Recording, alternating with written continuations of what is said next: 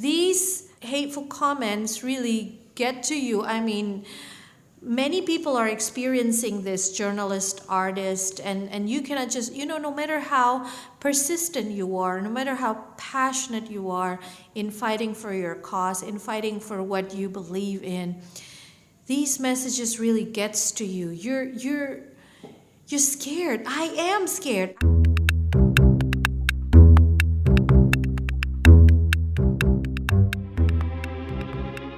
I'm not very funny either. I got into journalism. I've always wanted to be a stand-up comedian. They just sound so smart. They make it look very effortless. There's one woman who is really walking a higher wire act. Sakdiyah Maroof. She is a a jihadist comedian. I think I've seen her refer to herself. She puts on a pink hijab, headscarf, goes out and talks about her life as a Muslim woman, and she does it in Indonesian and in English. She's performed in Ubud. She's going to be performing in Melbourne at the comedy festival there next month, and she's an absolute delight to speak with. She just has this way of expressing the real frustration that women face in Islam and in the Muslim faith through comedy, and thereby taking the toxicity out, the poison out of it. We talked about the role of comedy in combating conservatism. We talked about how comedy fits into Indonesia, because it's a very American idea, standing up and saying, this is what I think. And it's just a real delight to see her get up there and speak her mind in a very Indonesian way, just very softly, very humbly, and very effectively. Anyway, here's the interview. Sakdiyah Maroof, thank you so much for joining me. Thank you. Thank you so much, Jeffrey. You say you're not brave, and yet you make jokes about religion. Sounds pretty brave. I don't know. It's not out of courage. It's out of, necessity. Like, somebody has to say something. Because what I experience, for instance, so I grew up in a conservative Yemeni Arab descent community in Pekalongan, Central Java, where domestic violence, child marriage, all of those practices exist, and I experienced those myself.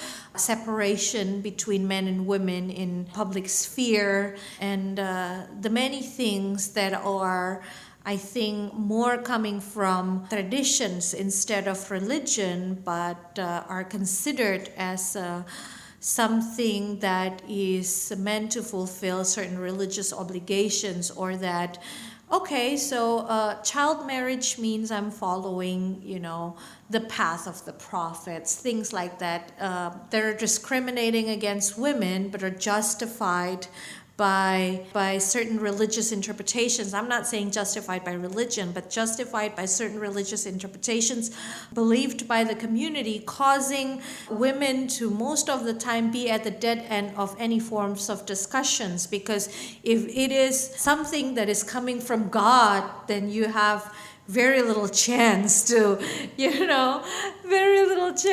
fight against that. So on stage, I would say something like, yeah, how do you make a joke about that? Because it's a child marriage and misogyny and sexism. It's very serious stuff. How do I make a joke about that? I joke about child marriage, for instance. Girls in my community, they got married very young at like 16, 17, 18. Which is not legal. Which is not legal. And they're like extra pretty and ultra rich. It's not like they cannot pay for educations. I'm neither pretty nor rich, so my parents sent me to school, My mom said, so Sakdiyah, with your look and our bank account, it's better for you to get educations as your last, although least preferable asset. And then I joke about growing up in Arab's community, you are considered knowing about Islam more than anyone else in the country. And then, so I was at a train station, and then this lady, a pregnant lady, approached me, and then she asked, excuse me, you're Arab, aren't you? I'm like, I don't think so, but I should say yes. can you pray for my baby? And then she was like heavily pregnant. And then I said, and so as an Arab on a quote, like I have to validate myself. And then I pray, oh dear Lord, please allow the child of this woman to be able to recite prayers, unlike me. You can't recite passages of the Quran or prayer, but you can recite jokes. I mean, I think I one of can them. recite jokes, yes. I think one of them was niqab, hijab, burqa. They're handy for a bad hair day or something. They're handy for a bad. How are these received by your family? Well, I would say silent disagreement. Silent disagreement, because until today, my mom always remind me to not talk about Islam. And I said, I'm not, and I said on this interview as well, I will say that I'm not talking about Islam. I'm talking about Muslims and the way they live their life. Meaning also I'm talking about myself. Islam is a set of values. Mm-hmm. You know, Muslims are the people who practice Muslims it. are human. Right. And humans are flawed. Right. And so I'm not talking about joking about verses in the Quran, for instance, but I'm joking about the way Muslims are practicing their religion. I'm joking about how, for instance, a more self-deprecating humor about how I, despite of coming from this community that is considered, quote unquote, the original Muslim, not able to recite prayer. Because you're Arab, right? A person who is not able to recite the Quran in front of foreigners. When put on the spot in podcasts. Put yes. on the spot in a podcast. And me, who find it very difficult sometimes to focus when I perform prayers. Like, it's always, Muslims, we're obliged to do 5 times daily prayers, right? And I perform that religiously, diligently at the designated hours. It's like a day in the life of Sakdiyah. I take care of my baby, doing a little bit of work and everything, and then the call to prayer, right? And then so I started to get ready for prayer. And that's when, in the middle of the prayer, my to-do list came. So, I haven't sent this email to this.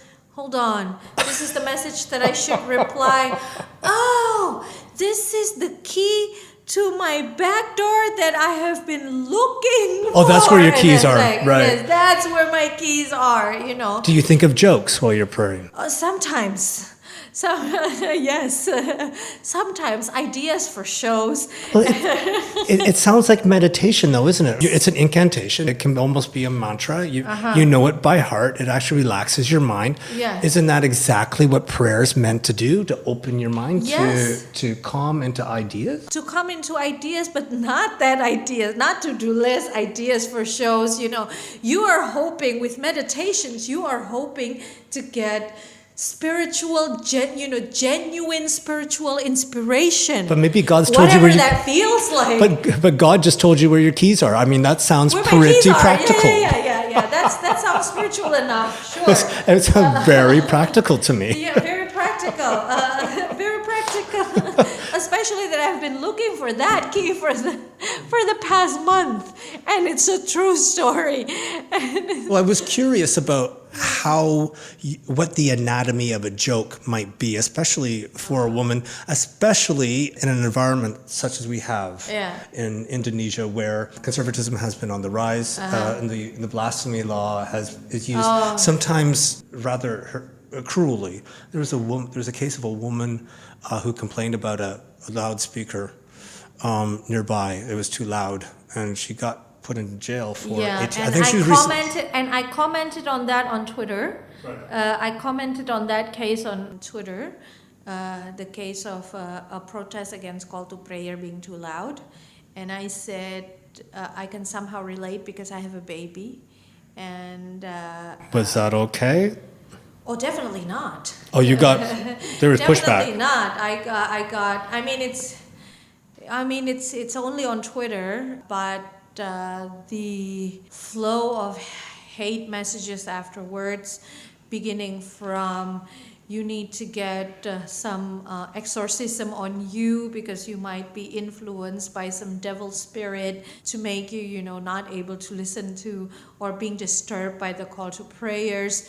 How'd that I'm make a you feel? mom. I'm not possessed by. I'm a mom. I'm sleep deprived, and I need I'm curious, was that a woman or a man? a man, of course. Yeah, it was a man. Women would send a more sympathetic message, still with a slight, hate and cynicism, saying that, but that's your child. That's like a nature of a baby. Automatically wake up to a call to prayer. You just pray that your baby become devout Muslims in the future. And men again. I receive even a message as hateful as, I hope your baby died so that she doesn't have to listen to call to prayer anymore. And Oh my God. yeah, I was, the time I read that message, I was, deeply brokenhearted. I was like so scared, and I don't know for what reason. It might be some person with too many free times in his hands, but after a long while, I thought, wow, And I'm not saying that's why. At the beginning of the conversations, we're talking about being brave. No, I'm not. I'm scared. I'm scared because most of the time, when I do offline gigs, I told audience to don't record, don't post on Instagram story. If you want to post my performance on Instagram story as appreciation, then mute the sound, and that is in the middle of performance. I'm crying inside while saying those things. These hateful comments really get to you. Many people are experiencing this, journalist, artist, and you cannot just, no matter how persistent you are, no matter how passionate you are in fighting for your cause, in fighting for what you believe in, these messages really gets to you. You're scared. I am scared. I remember one moment, it was a corporate gig, and then I went off stage, and then one of the organizers said that a lady wanted to see me. I thought it was for an appreciation meeting and an offer to another gig. I don't know. And then this organizer sent me to this room, a quiet, separate room.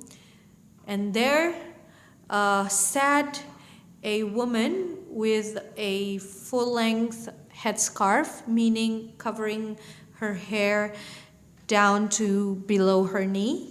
An abaya, is that right? An abaya, something like that, yes. And then she looked busy on her phone, did not even look at me. And she angrily said, "Are you really a Muslim?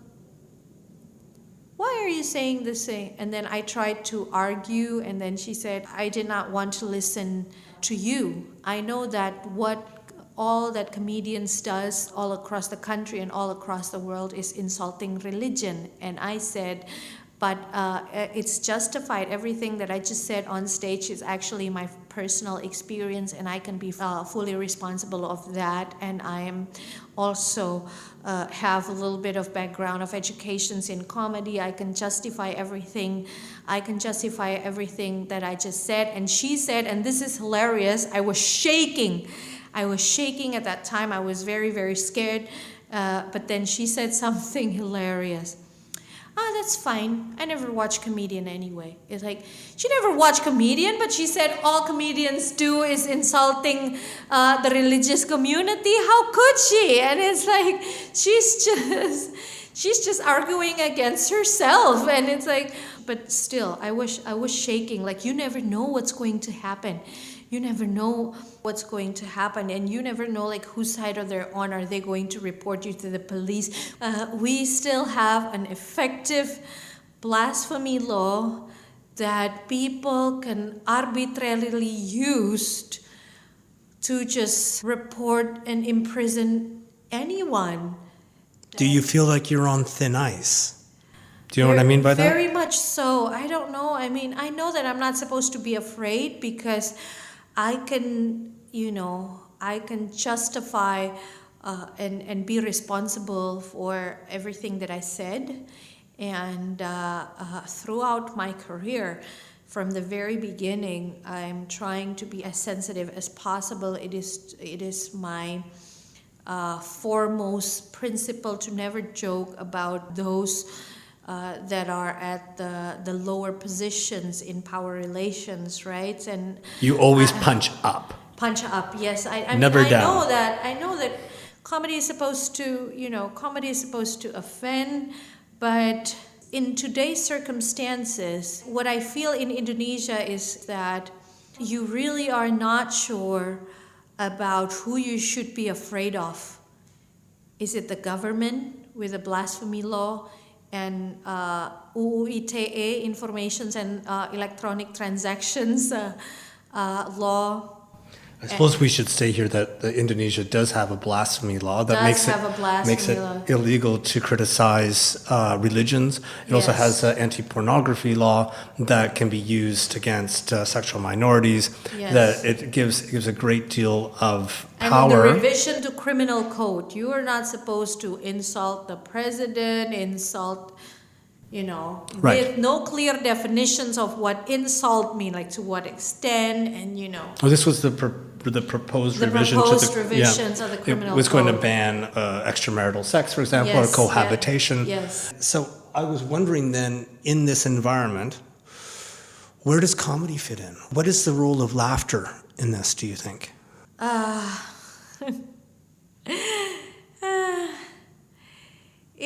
What do you hope to achieve by making people laugh about the moral issues? What do I hope? So, where comedy fits in, I think in this situation, the best thing that comedy can do is to spark dialogue, to just highlight things that people might overlook, and to give perspective that is more accessible to what's going on. Now that is an ideal situation. If we're talking about a situation so intense, so confusing, so worrying, that is the time when satire really finds its significance. Nothing's too big to talk about. Yes. And what satire does is it breaks down a big, scary issue, and you can hold it in your hand, and you can juggle it, you can do whatever you want with it. It makes it human. It makes it human, exactly. It makes the people at least bigger than the problem. Oh my God, yes. It makes it less of a monster. Although the problem with satire is, and it has been questioned time and time again, whether it helps you to move, meaning that it inspires people, meaning that it highlights issues that people need to pay attention to and then to fight back, because now that they're feeling bigger and stronger, or does it help you to move on? Oh, okay, it's not that big. Like joking about corrupt politicians, corrupt government, racist, discriminative government, for instance. Move or move on, meaning that, okay, now that it becomes bearable, it's not a problem anymore. It's not urgent. Then we can move on with our life. Sometimes what is dangerous about comedy is that it can make people think, meaning that it moves them, but it can also make people, oh, okay, some late night shows has explained the issue for me. it's not a big deal. When I'm reading the news, it's too confusing. When I watch comedy, oh, okay, so that's the problem. That's what the problem is all about. Now I can focus on my children. So they're and off the move hook. on. They don't have to do anything Yeah, to change the I remember problem. Jon Stewart. Right. I remember Jon Stewart initiated the Sanity Rally. Yep. So with Stephen Colbert, I Will think. Colbert, yes, where comedian actually led an actual rally. I want to talk to you about stand-up. Yes. Which is a very American invention, where you stand up in front of a room full of people, Yes. and you say, "Here's what I think. Y'all Yes. have to listen to me." Yes. Not very Indonesian. Not No. very Asian in Not general, very certainly Asian, not say- Indonesian. Yeah. So how do you make it fit? How do you make stand-up Indonesianized? Oh, wow. First of all, I should really write that question down because I can come up with some good questions. Yeah, that is something. That's why they pay me the big bucks. That's why I do this. That's All the money in podcasting. all the money in podcasting. It's incredible. Oh my The god! And millions. all the ads. Oh my god! You hear that? Yeah. Hear that, Spotify? The ads. The ads. The revenues. Where is it? Stephen has the revenues. He's been hiding it. Isn't that right, Stephen? Yes.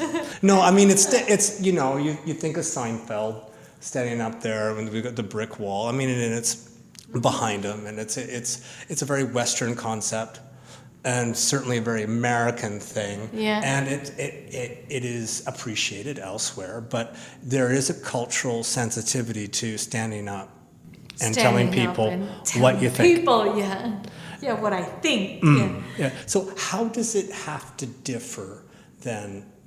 And I think maybe in one way, just to sort of get the conversation going, is that you can't offend. It doesn't seem like you can easily offend someone or use a whole lot of, and certainly if you're a woman, maybe not a whole lot of swear words too, right? Oh no, zero swear words. Zero swear words. Right. Can't get into religion too deep, but you can criticize or poke fun at gently. Yeah. The people, but you can't be offensive. Now I remember a comment by a colleague of mine, a male comedian. He said, and I quote, "I'm always worried when you come out on stage. I'm always worried about how the audience would respond to you. It's lucky if they get what you're saying, if they laugh at your joke. But I am afraid that most of the time they will be shocked and scared." And it's interesting. I mean, we can go on with this analysis of a male comedian talking to a female comedian. I'm worried every time you come out on stage. Okay, and it's like, But just the very fact, I found that interesting. Just the very fact that you are out there in front of people with a microphone, Yes. with the audacity to make jokes, that in itself is shocking and fear-inspiring because it's just not done. It's just not done before, and people like, I've never seen anyone, there are a lot now, many female comedians, both, Muslim, Catholic. We have a very brave Catholic girl, very, very funny one. Her name is Priska. This is a shout out to you, Priska. And she joked about being a Catholic and trying to make ends meet in Jakarta and having no choice but to work at hijab store. You got to rip off that joke. Yeah. You got to make that your own. Yeah.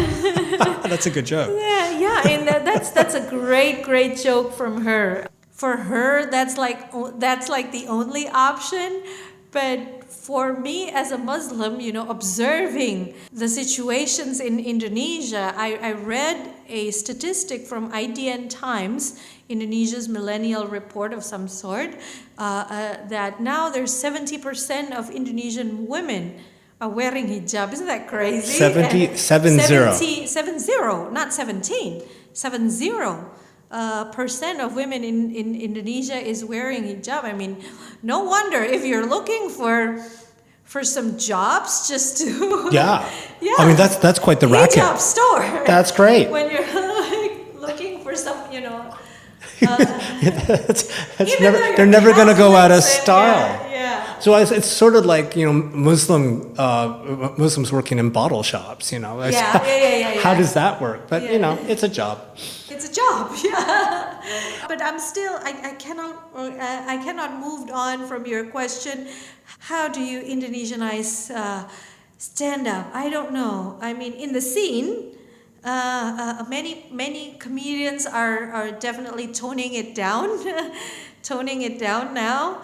And so when we're talking about, being offended by jokes on like religion, politics, and everything, what is interesting is that in an effort of making it Indonesian stand-up, many comedians use self-deprecating jokes more. We have a brilliant comedian in a wheelchair, Aditya. Here's a shout out to you as well. And he joked a lot about that and other things that they see as quote unquote a lacking of them. I strictly believe that there's nothing lacking about persons with disabilities, but when like fat guys making fun of their own weight, the self-deprecating humor, which I think is really dangerous. I think that if you, none of us really fit. Yeah. All of us are weird, but some people have physical disabilities. Some people are fat. Some people are really short, and they hear somebody making fun of themselves like that, and oh God. Yeah. So I need to bring myself down. Yes. Soon, what it's like? It's Hannah like Gadsby Hannah said. Gadsby. Yes, So this is what I'm thinking. self-deprecating humor is not humility; it's humiliation. It's humiliation. I Yeah. love her. What do you think about her? Has she? Oh my gosh! Has she- She's like, what is amazing with Hannah Gadsby? Changed everything. Change everything, and you don't get immediate laughter, and it doesn't matter. It doesn't matter. It doesn't have to be in Indonesia. Indonesian comedians, because we're new, we're worshiping the LPM, laugh per minute type of things, and then you have to be hilarious throughout. With 5 minutes, for instance, 1 minute performance, you have to have at least 5 punchlines and things like that. And wait, is there a code?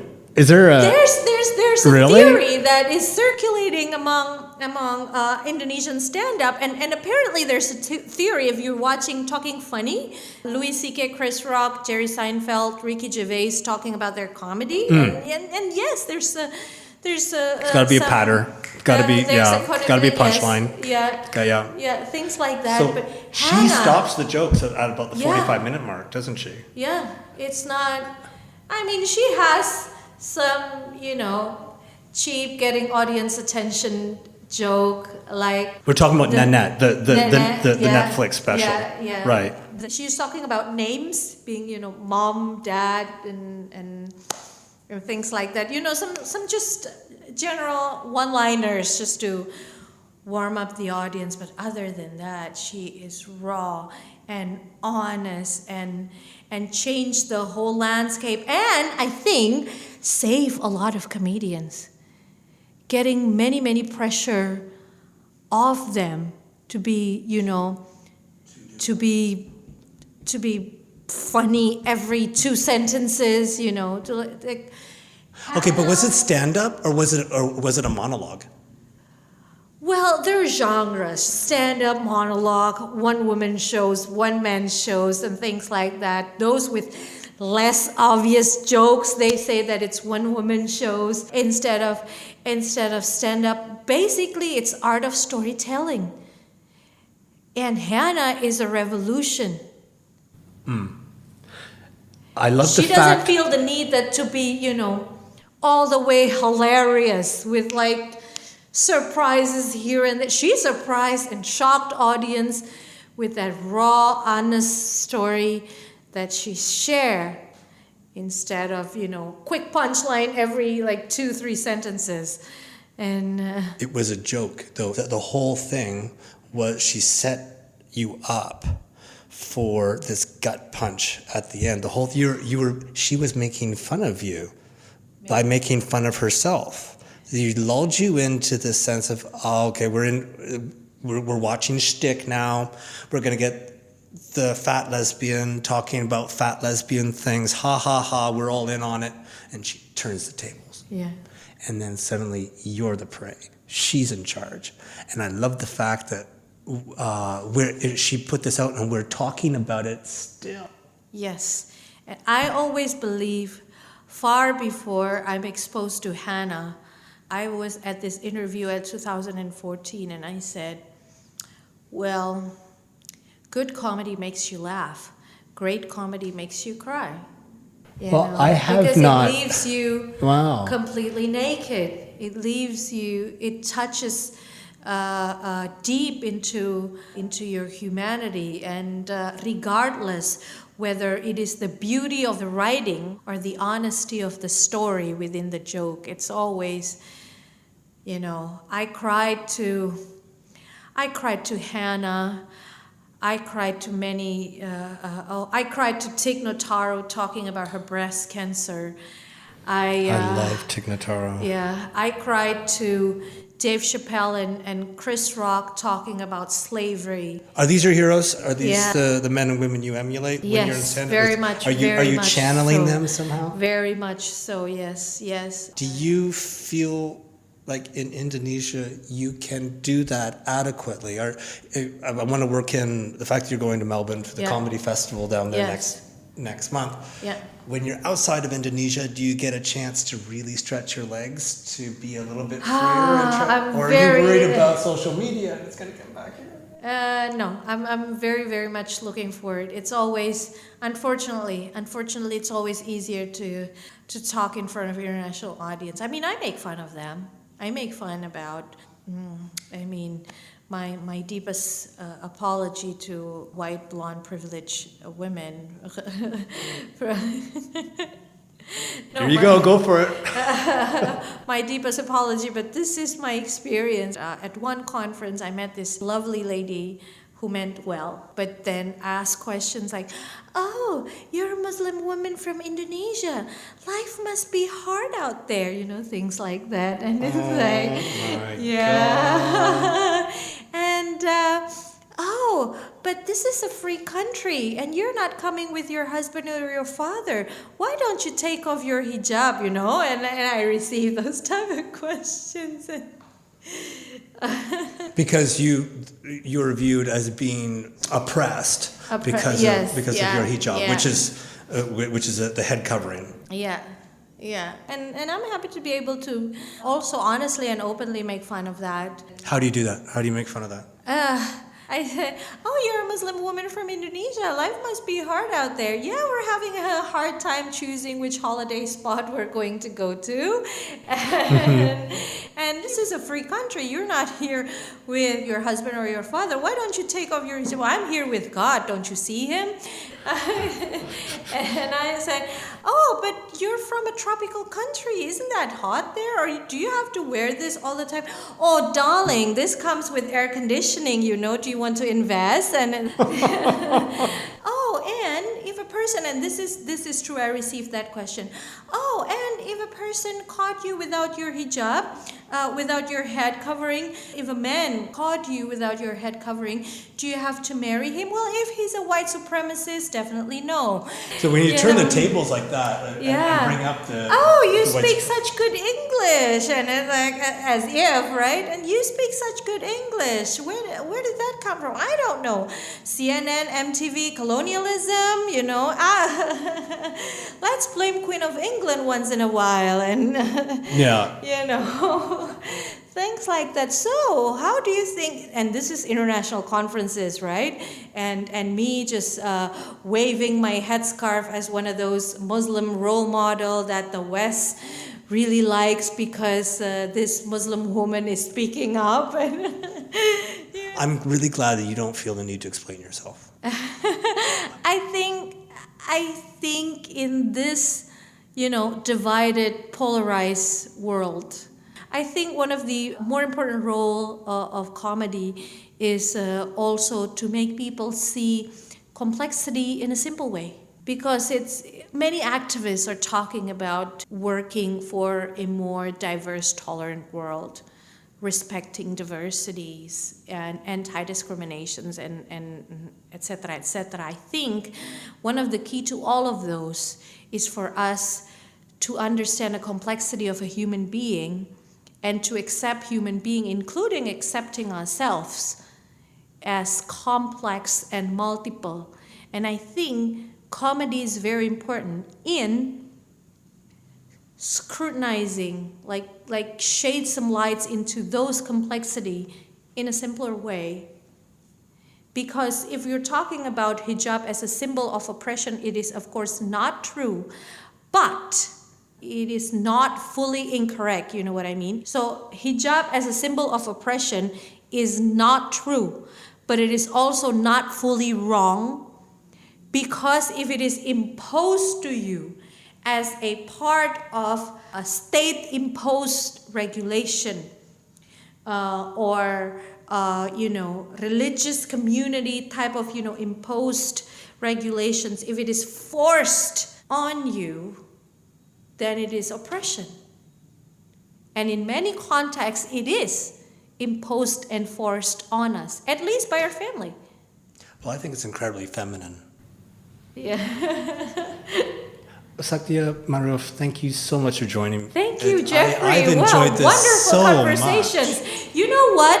Let me give a shout out to this podcast as well for allowing me to talk about comedy, philosophy of comedy a little bit, and what I feel about comedy and my comedy reference, where other interviews that I've had really focus on me being one of those Muslim role model and asking about extremism and conservatism in Indonesia. I'm tired. So thank you, Jeffrey. You are welcome here anytime, sweetie. Love you. Bye-bye. Bye-bye.